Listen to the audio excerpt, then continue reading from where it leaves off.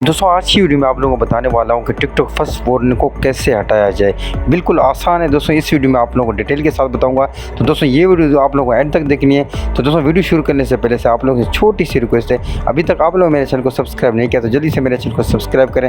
तो बिना टाइम में चलते हैं अपनी वीडियो की तरफ। दोस्तों सबसे पहले हमें यहाँ पे क्या करना होगा, यहाँ पे हमें वार्निंग पर क्लिक करना है। उसके बाद दोस्तों हमें क्या करना होगा, यहाँ पे एक ऑप्शन आ गया है, इस पर हम क्लिक कर देते हैं। और उसके बाद यहाँ पे दोस्तों आपको यहाँ एक्स पे क्लिक करना है। उसके बाद यहाँ पे दोस्तों आपको क्या करना होगा, यहाँ पे सिंपल हमें नो पर क्लिक करना है। और यहाँ पे दोस्तों हमें क्या करना होगा, सबसे जो नीचे अदर लिखा हुआ है हम यहाँ पे अदर पे क्लिक कर देते हैं और उसके बाद इसको नेक्स्ट कर देते हैं। अब दोस्तों हमें क्या करना होगा, आपको कुछ भी नहीं करना होगा, आप सिंपल से हमें बैक आना है। दोस्तों बैक आने से पहले आप लोगों से छोटी रिक्वेस्ट है, अभी तक आप लोगों ने मेरे चैनल को सब्सक्राइब नहीं किया तो जल्दी से मेरे चैनल को सब्सक्राइब करें।